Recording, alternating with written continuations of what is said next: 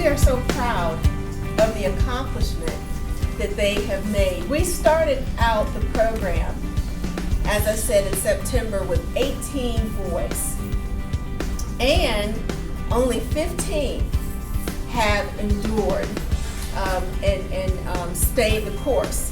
So I think that in and of itself deserves some applause.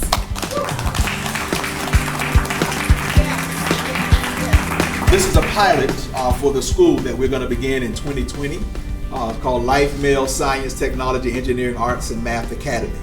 It's going to be centered around STEM, and we added the arts so that our young men can be prepared for jobs in the 21st century.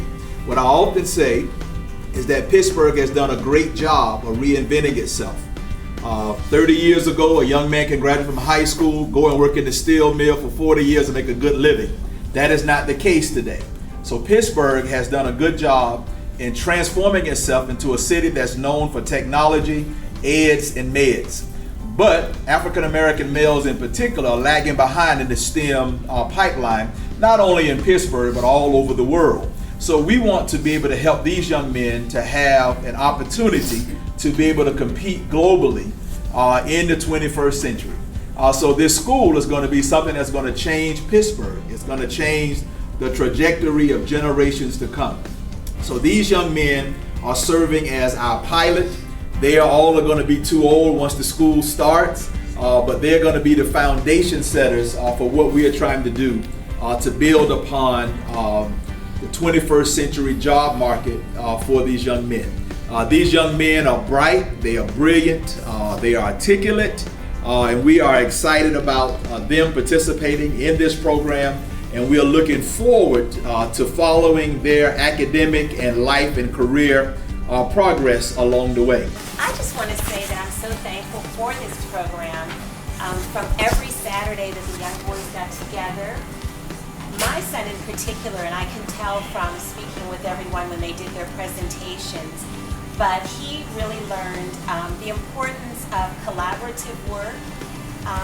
The program helped to stimulate creativity, problem solving, analytical skills, and just in hearing what they've said this morning, I can tell that the main thing that they probably have taken away from this is that it has stirred up something in them that they didn't realize was there, but just given the opportunity, it has helped that to come to life. And then to see that oftentimes as we progress, it is trial and error, and it's really sticking to what you've determined to do. So I'm so thankful for the opportunity that LifeSTEAM has provided. Good morning, scholars and teachers and volunteers. I just want to take this moment to really say that LifeSTEAM Saturdays has really been a learning and growing experience for my son. He's been exposed to technology and printers that he hasn't otherwise been exposed to on a daily basis through school. But outside of that, he's really had the opportunity to meet great students and great friends in the area, and we are thankful for the opportunity from Dr. Kennedy and the Fab Lab and all the parents who have dedicated their time and have brought their children here every Saturday. So thank you all, and we've had a great time. We're sad that it's over. Labs and the infusion of technology and knowledge and the ability to be precise and to have an expanded understanding of how things work and how things grow. What it does is that it increases and helps a student to use their imagination, okay, to develop some skills, and their understanding is beyond what you generally see among students in the public school system. I'm a public school system person, and I know the realities of it, but this individualized approach to allowing students to work in a lab format and to have facilitators who can give individualized attention to each student based upon their need. I understood how precise it had to be, because little boxes, if one thing was a centimeter off, then it can't be produced. and you have to go back and find the difficulties in it. And these young men showed their willingness to do that. Good morning. Again, my name is Ben, and if you're thinking right now, well, what exactly is a Fab Lab? What have these men been coming to every single Saturday? A Fab Lab is a makerspace. A makerspace is just where you make stuff. So a kitchen can be a makerspace, a workshop can be a makerspace. But how this makerspace is different is we are telling the machines what to make by using computers. It's a digital makerspace or fabrication laboratory. Fab Lab is a type of makerspace which is a network. So whenever I started this job, whenever they said, oh, you're gonna be part of the Fab Lab and this is a really cool thing, I said, oh cool, this must be some like little tiny thing part of the Carnegie Science Center.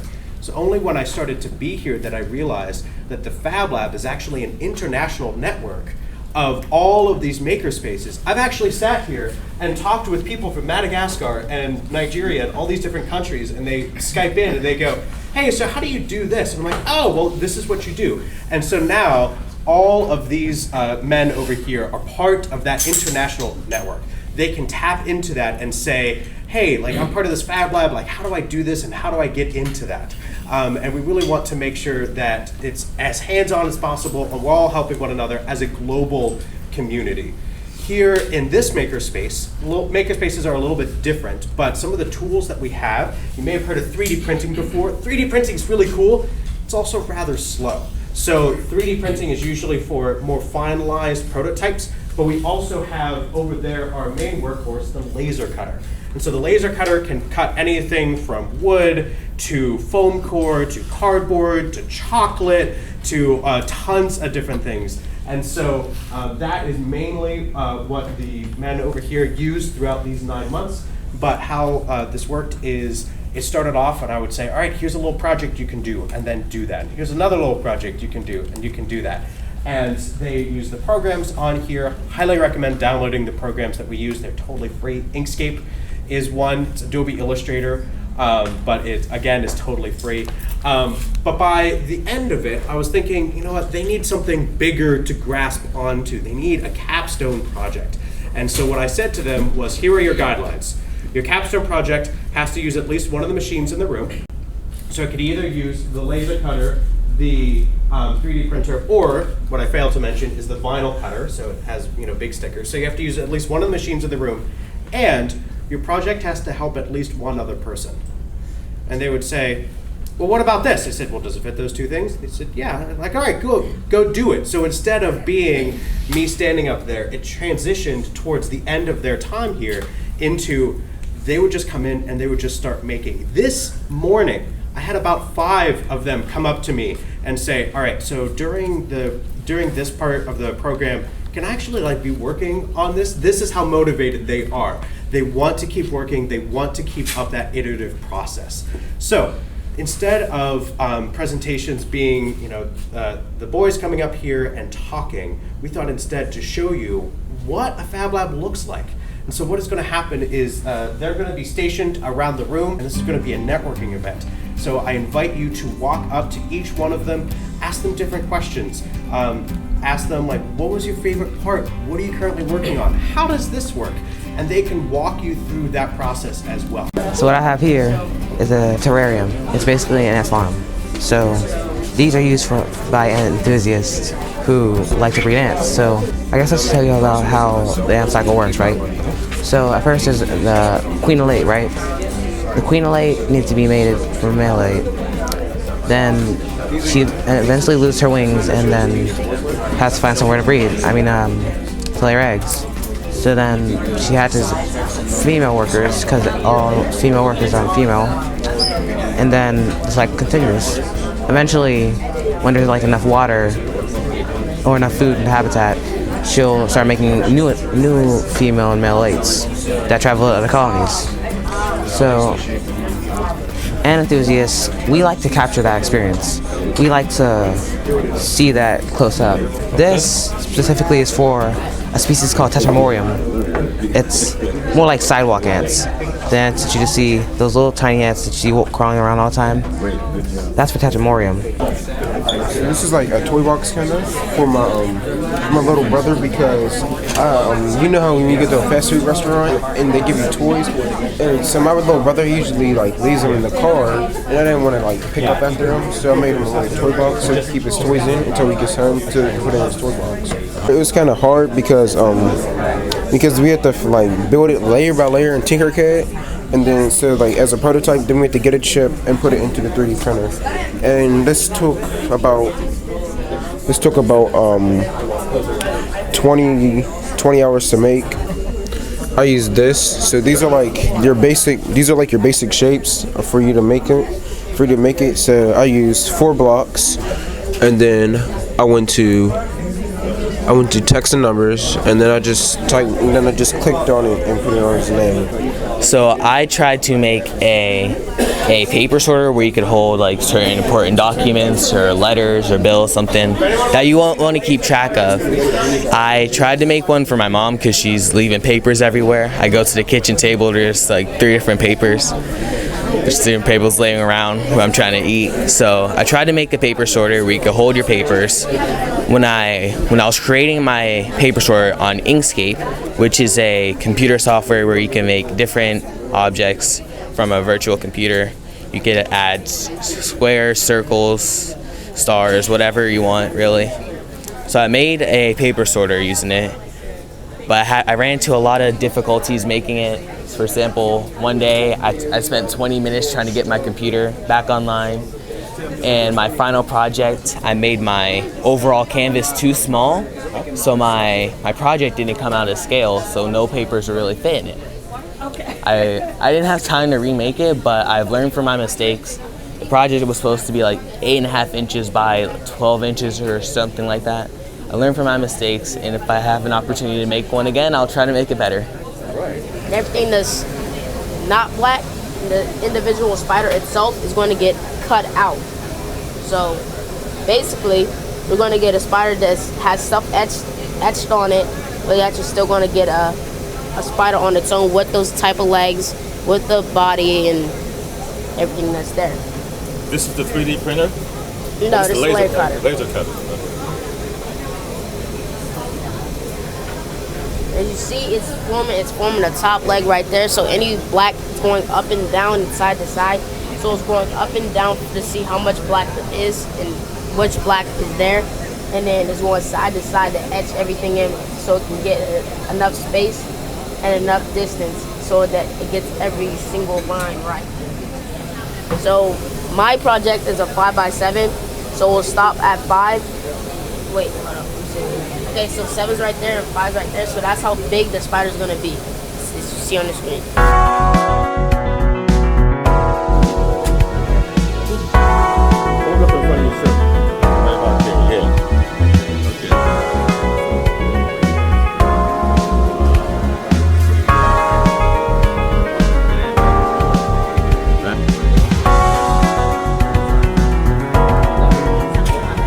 Now what did that? What is this printer? The laser printer did that. Yeah. I'm about to make initials for my grandfather. I'm using Inkscape.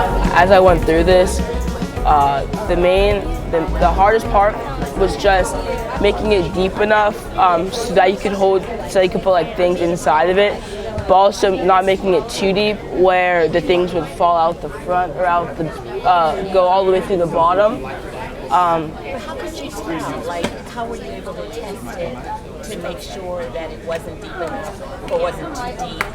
Okay, I would pretty much mainly just look at it from this view. And so if you see the box, so like you see how I can move it around the inside. If you ever saw it like come out this far or up here, like down there, then you would know like that it wasn't like it was out of place. Just how the program that you're using now to show all this size. This is Tinkercad. You're working on this?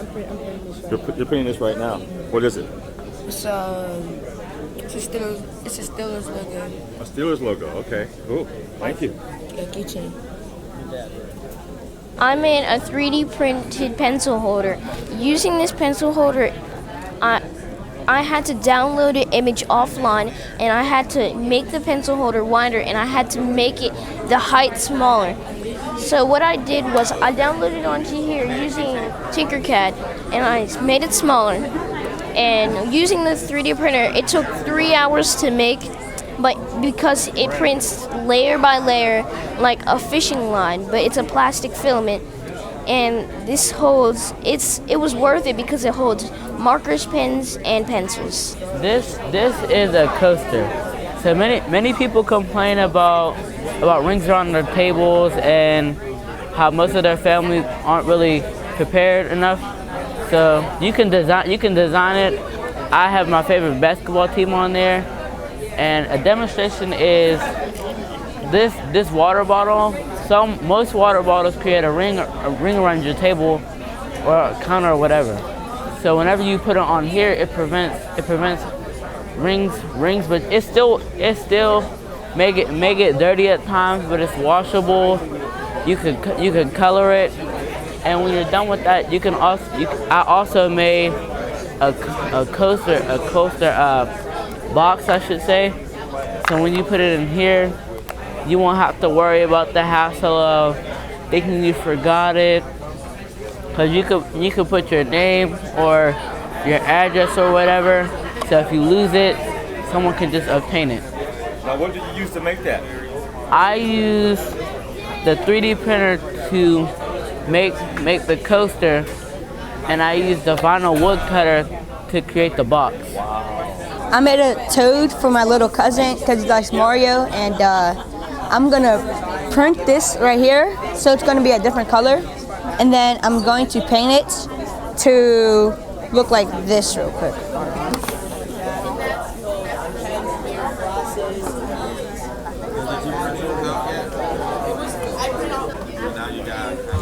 So it's gonna look like that once I'm done painting it, right there. Oh, that's fantastic. Yeah. This is a controller holder. So what you do is to organize your game station to make it more, just more organized, so your controllers aren't everywhere. What you do is you could put your controllers around the pulls for more grip, and so that your station is well organized. And so what I did was I tried to print it out, but mine was too big for the printer, so it did not print out. So I'm gonna keep trying, and yeah, so that's the controller holder.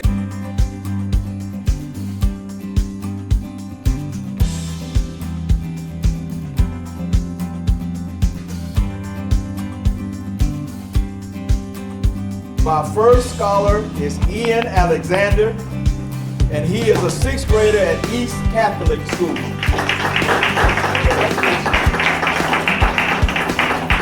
We're going to read the certificate. A certificate of achievement, May 19, 2018, has Ian Alexander has shown to be a life scholar through the use of laser cutter, vinyl cutter, 3D printer, and computer-aided design in the Fab Lab. And it's by Dr. and Reverend Kennedy, the founders of Life Male STEAM Academy, and Benjamin Cusserow, the Fab Lab education facilitator.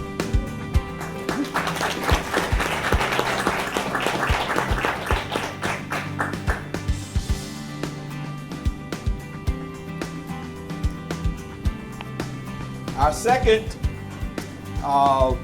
scholar is Jaden Bailey, who's an 8th grader at St. Edmund's Academy.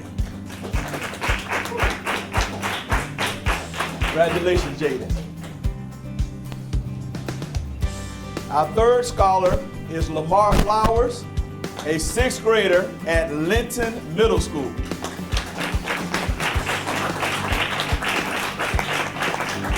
Congratulations, sir.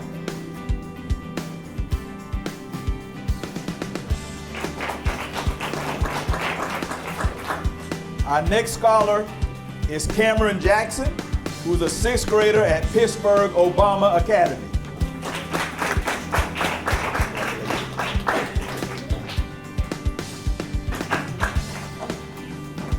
Our next scholar is Jemai Johnson, who's an 8th grader at Schiller School.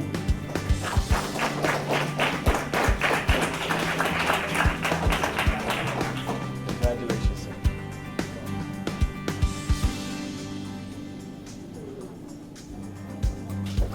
Our next scholar is Julian Lavender from Penn Hills Charter, 6th grade.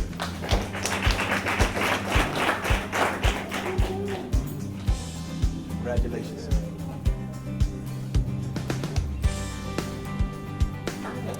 The next scholar is Carmelo Arbringer from St. Bede. Congratulations.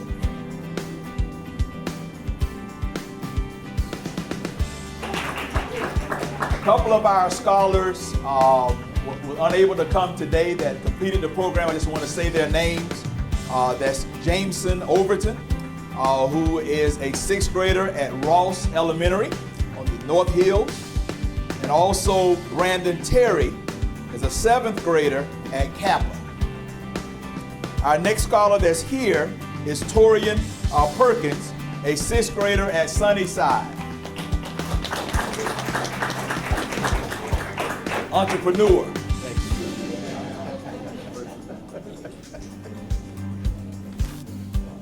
Congratulations, sir. Our next scholar is Devon Sterling of the Sterrett Classical Academy, 7th grader. Congratulations, sir.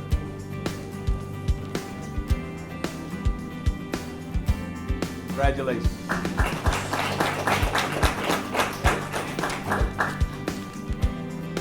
Our next scholar is Jaden Weems of the Woodland Hills Academy,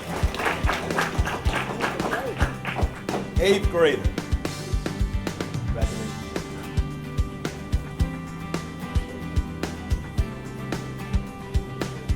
Congratulations.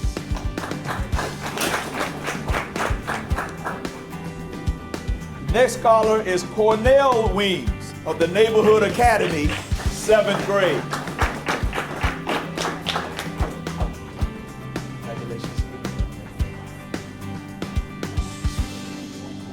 Congratulations. Our next scholar is Cordelia Weems of the Neighborhood Academy, 6th grade.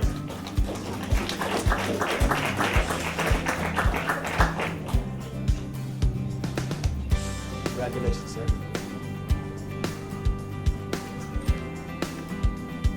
Congratulations.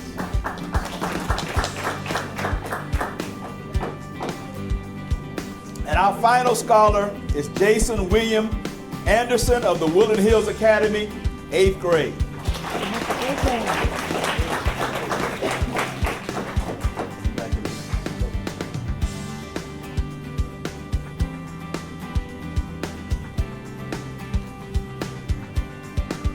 Congratulations.